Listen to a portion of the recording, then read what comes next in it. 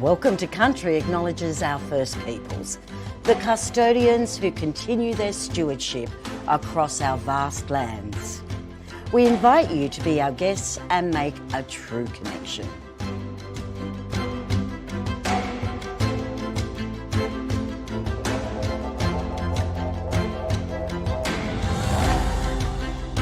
Ya welcome ya iorokan. Aminjika. Yapalina. Bro. Nanga. Kapmon. Yaldane Godada Goda. Welcome to Wayapa Country, guys. You're now in Kuyu Beach or Kuyu. Come on down. Womanjika. Chingiwala. Welcome, guys. My name's Das Maloney. All called to welcome you. Natma, welcome. Yalada Jangura, Garida, Kubriwara Bubu, Kuyu. Koji Eagle.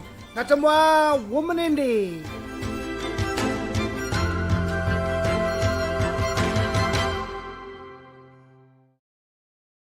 Hi, I'm Rhoda Roberts, a proud Widgeable woman and a member of the Welcome to Country board. It is my pleasure to be here today to announce this amazing series of events. The journey begins with Welcome to Country. You can imagine the unexpected. You know, taking a First Nations travel experience is much more than simply just taking a photograph of our ancient landscape.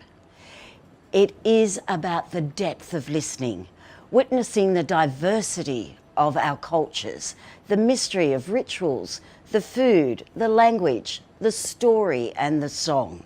Up until the 8th of December, we're featuring a series of free online events, and we'll give you a sneak preview of 17 life-changing experiences. These are just a taste of what we have on offer.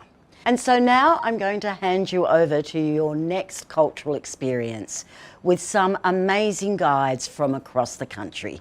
Enjoy.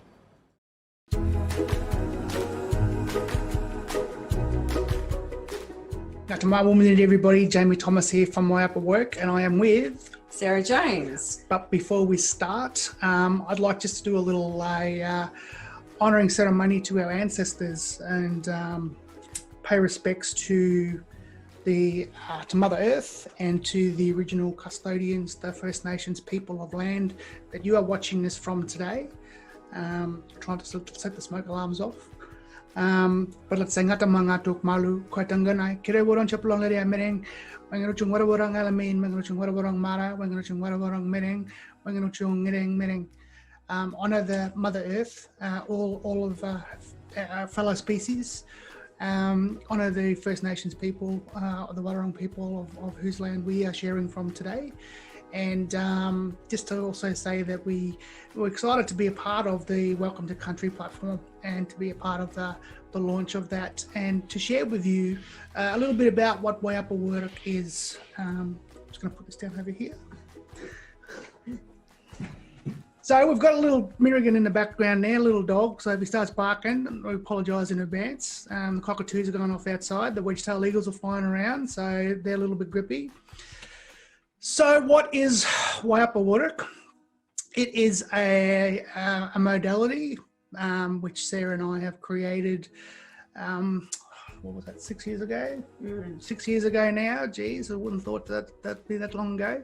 But it's something that I'd been doing for a lot of years. I can't even remember when I started to practice it with some kids I was teaching traditional dance to down on country. And it was something that was just, that organically just evolved. And basically what it was, it originally started out as a visualization, as a storytelling, as a yarn to the kids who were a bit erratic one night and they were running everywhere. And so I just got them to ground themselves, take their shoes off, and I just told them a story about the importance of connecting into Mother Earth and to honouring and to understand why we were doing traditional dance. And so it really started from there. It worked so well that the next week that we started to put some movements to the narrative meditation, to the yarn, with their eyes closed, getting them to interpret the movements. And over time, people started to see it. People started to say, "Oh, that looks deadly. It looks a little bit like yoga or Tai Chi, but what? Tell us a bit more about it." I said, "Well, really, what it's about, it is about connecting to the earth, and it didn't have a name before I met Sara, and it was just something that it was about bringing and creating a greater awareness and honouring Aboriginal way of looking after the environment. We call it looking after country." And it was about getting, our non-Aboriginal brothers and sisters reconnected back to their understanding of stewardship, of looking after the environment. As First Nations mob, can't do it by ourselves. So, having other fellow human beings taking responsibility for looking after the planet. One of the things that we noticed throughout my journey of talking to elders about this, I remember having a conversation with a Ngunnawal elder, and I was saying, why is the state of the world, why is the state of the planet the way it is? And he said, look, basically it's that disconnection. It's the disconnection from responsibility, disconnection from story, disconnection from understanding that, the air we breathe, the water that we drink, the food that we eat is provided by Mother Earth, and we've lost that respect for it. And so, over time, I sort of honed a bit of a rough practice, which created that narrative meditation that has a movement component to it. So it has 14 element movements. But really what it's truly about is that if we are interconnected and looking at those seasons and cycles of Mother Earth and being back in tune and alignment, we're more likely to be looking at the state of the planet, looking at the state of the world, and that we as human beings, as a collective, as 7.5 billion people, have a responsibility to care for it. So, one little Aboriginal fella, can't do it all by myself, and so I had to enlist the help of old mate here to come in and give me a hand. Sara can talk a little bit about her contribution to it, which is probably 90% of the work and probably 95% of the work. So yeah, really it was about taking this concept and growing it into what is now an internationally accredited modality. Big word there, I know. Didn't learn that one at school, so I had to learn me to that one. But understanding that in Indigenous knowledge, of that awareness. So it's really about the philosophy. So it's first and foremost, it's an earth connection practice. So it's about all human beings being connected to the environment, being aware of the seasons and cycles, and being aware that the choices that we make every day, like all ancient cultures, they looked after their waterways. They used all the resources. They didn't waste anything. That, they were in tune with the seasons and cycles. And it doesn't matter whether your ancestors are from Wales or from England or America, South America or Africa. Ancient cultures all had that understanding. So it was about that reactivation of our human connection to the seasons and cycles of Mother Earth that we all had at some point of time, some point of evolution. We share it from a personal perspective. So what do the 14 elements mean to you as an individual? How do you see, the 14 elements? Do you prefer a sunrise, a sunset? You're affected by the moon, are you understanding what the wind is doing? So there's all these components that the elements connect us to as individuals. And then there is the richness. There's the tapestry of richness within sharing it from a cultural platform. As I said before, I was born on GunaiKurnai country, on my father's and grandfather's country in Gippsland. Our words were different, say, than where my grandmother was born and where my children were born. So when I took this business idea to Sara, she said, well, what's it called? And I said, well, really it's about connecting to the earth. And I wanted to honour both my grandmother's country and my grandfather's country and use two words. So Wayapa means to join and connect, and Wuurrk or Wuurrk means earth in GunaiKurnai. So it was really about getting people connected back to the earth, but also putting First Nations people, putting Australian Aboriginal people's knowledge of understanding and living in harmony, living and thriving in an environment for tens of thousands of years. There's a site down on country that's blowing scientists' minds. They think it's over 100,000 years old. That they're really struggling and grappling with that. So when you look at that concept of wellness and well-being as a culture, living in absolute harmony with our environment and understanding is really what's embedded in the conversations of Wayapa, and reactivating our connection, our responsibility back to taking care of it in a modern day. So, for example, the two of the elements are talking about the hunter and gatherer, and it is about those ancient ways of how they would go out, only take what they needed. They understood the seasons and cycles, the knowledge that the gatherers had, and how they were in tune with their environment, how they knew what was in season, how much to take. And I think that when we look at it takes a snapshot of today, is looking at our own consumerism, our own materialism, and being in tune and connected to that. And I think that probably the other point of difference that Wayapa has, I guess, than some of the other modalities, is that it does take sustainability and marry it up with well-being.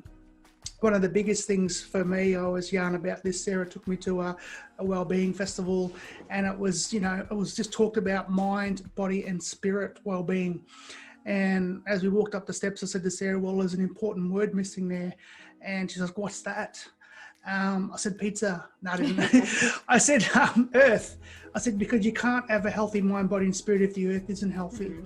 So Wayapa became that embodiment of looking after the planet first and foremost, and then how we, our own minds, bodies and spirits will be well, not just for today, but for generations to come. So yeah, in the early days, I took the idea to Sarah, and she was, to say the very least, speechless. And I thought that wasn't in a good way. But then, yeah, she can share her story about how she saw me as a crazy fellow. I think that one of the amazing things about Wayapa, and when I first saw it, I realized how much it resonated deep inside myself, to the core of my very being, because it suddenly reminded me that I wasn't separate from the environment. I was the environment. I was nature.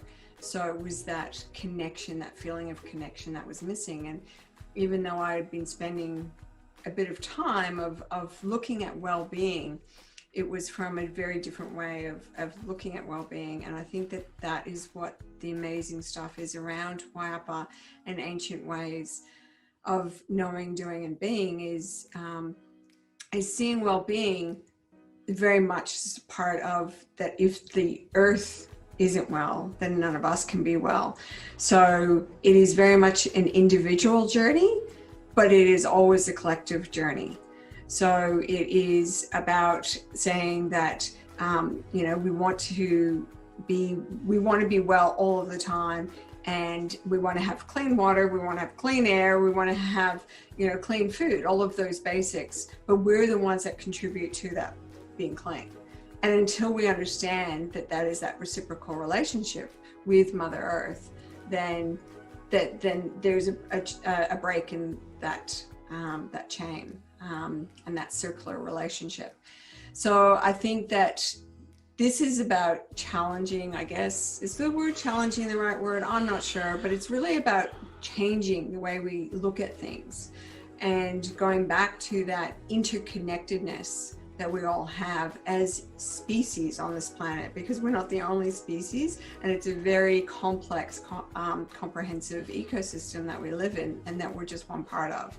So until we get that understanding of being a part of the whole, then we're not going to be well. So it's really about relearning and reactivating the knowledge that is already deep inside of ourselves. And all of this happened when Jamie showed Wayapa to me for the first time, and this realization came that it was something that needed to be shared with the world. It needed to become a global movement to be able to reconnect people back to that relationship that they had with the earth for the sake of humanity, really.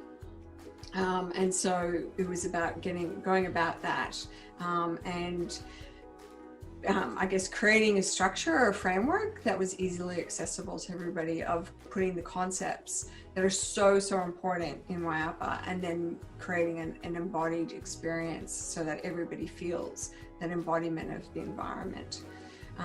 And so it's been an amazing journey over the last 6 years of sharing Wayapa, of creating workshops and courses and immersions, retreats, all of these amazing things over the last 6 years, and then also training people from all walks of life, Aboriginal people, non-Aboriginal people, people from all different backgrounds and cultures, all different ages, all different capacities, to be able to be Wayapa practitioners and to go out and help us to share the messages of Wayapa, so that you can go down to your neighborhood, your local community center, and have and enjoy participating in Wayapa sessions or classes. So it's been a really amazing journey that I've been gifted to be on, and it's been such an amazing honor for me to be a part of it.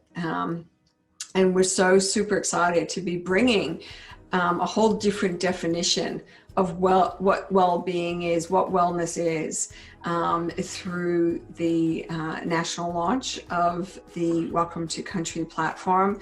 And I think that is the richness that the platform will be able to give to people, of having different experiences, is really fantastic. And we're so excited to be a part of that and have Wayapa and our other offerings a part of the platform. Yeah, and one of the things that we've really loved about the journey as well is that, Wayapa really talks about how as human beings we have more in common than differences. We all breathe the same air, we drink the same water, it's the same water from the beginning, the food sources come from the land, and the richness that, I've been able to sit in a room full of people from all over the world, put the 14 elements on the board, and everyone writes down their traditional name, whether it be in, Sudanese, whether it be in Malay, whether it be in Gaelic. Then they talk about their own stories about the elements. But at the end of the day, the embodiment, those elements have been here far longer than us as humans, and how that Mother Earth uses those elements and those tools to make us well, to make us well as human beings. And, being able to share it from, an Aboriginal perspective, a First Nations perspective, is different than, it's the same but different than someone else from a Gaelic background or a Sudanese background or a traditional First Nations American, or, there's similarities, but there are differences, and that's the richness in being able to tell your own story from your own lens and perspective. And that's why, we love being able to, watch other practitioners, share their journey, whether they are Aboriginal, Australian, or, from another culture, whether they be Hindi, or whether they be, from a Catholic church, or whether they be Muslim, or, it's amazing, because that's the oneness of the story that connects us to Mother Earth, and and understanding that we're not going to destroy her. We have this mad, crazy, egotistical notion as human beings we're destroying the planet. We're actually destroying species on the planet.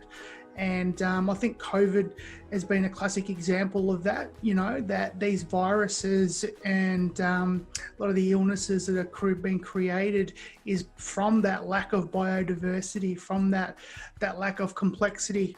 And that, if we don't get our act together, we'll be one of those species that won't be in existence. So, Wayapa was really created about saving humanity.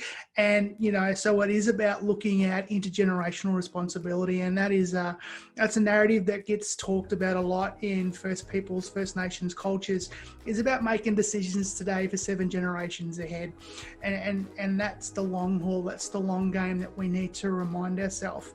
Probably the other really great thing about Wayapa is it's a non-judging modality. So it's about getting people to make those changes where they can. Empowering people to be influenced and encouraged to make the changes for the reasons that they connect to. And that's where we're getting so much resonance from people, that they're loving it because yes, you've got to do more than just buy a keep cup. Yes, you've got to start thinking about the food you're eating, thinking about just the bigger picture stuff. But often, more times than not, it's the smaller stuff that's creating the biggest problem. So the stuff that we can change, and thinking about who's making our products, and and not just green cladding it, or but actually doing some work. We always have a joke and say, lay off the cat videos on YouTube and actually do a bit of research. Look behind those people who are making those products. There was a great organisation called Forest for Frontiers the other day, who sponsored one of our workshops, and it was great to see the work that they were doing. So to be able to see it firsthand. So get to know the products you're consuming, and make the choices where you can. We always say we're not the perfect cloud floating, sun gazing eco people that we could be, but we're on a journey. And, we would rather have people come along on that journey rather than to be resistant of the journey. So getting people connected back to the planet, back to the earth, back to their purpose of looking after it for generations to come. And belonging is what Wayapa is really about. So we invite you on the journey with us, to help us and to help all of our practitioners and everybody who enjoys Wayapa, to help us to create a global movement of reconnecting everybody back to their reciprocal relationship with Mother Earth. And we want to thank the Welcome to Country mob for giving us a chance to be a part of their platform, and we look forward to sharing the experience of Wayapa with all of you. So, get there. It'd be great to see you all there. And hope to see you on a Zoomie, or maybe one day, like the old days, we'll get together face to face maybe and do it old school. But thank you for listening to our video. And this is the awkward part of the Zoom where you don't know how to end it. So we're just going to end it. See you guys. Look forward to seeing you on our virtual experiences. Stay Wayapa.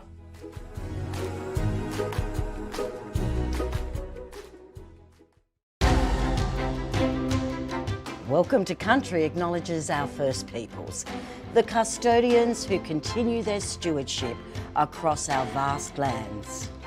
We invite you to be our guests and make a true connection.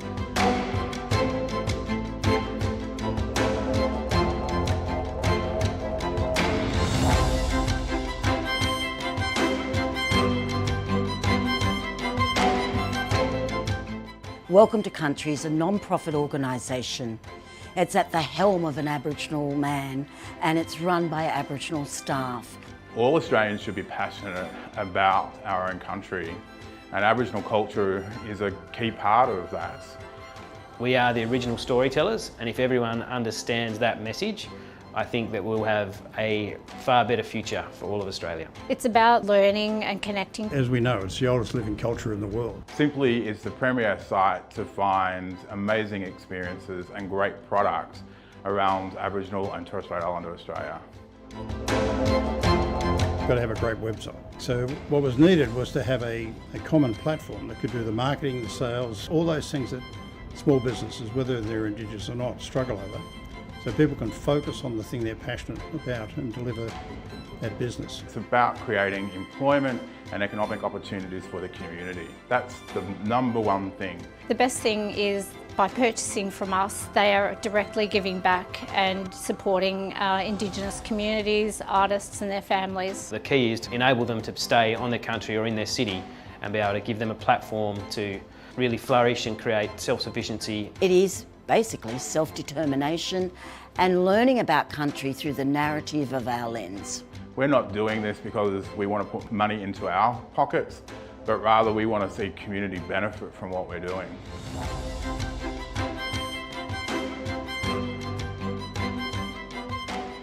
We want to be able to show that we're in control and managing our stories. We want to be able to share those stories, and we want to be able to create our own jobs and create our own economies. For me and my wife's business, we've got the daughters all working. When we started, we had the brothers involved, had the aunties involved, had the uncles involved. Yeah, so we show them what Paraka look like, and get them to throw a spear also as well. We're rich in culture and history, and I said we need to share that because that's where we're going to get changes. It's a great initiative, you know, really connecting with Indigenous tourism, grassroots people, teaching culture and educating people. This is a form of livelihood, it's independence, it's self-esteem, and it brings pride. Now that I'm here working for trips over the last 2 years, I've actually became a master reef guide. You know, some of us are really reaping the benefits of that in terms of employment, you know, self-empowerment, you know, self-sustainability, economic development in our communities.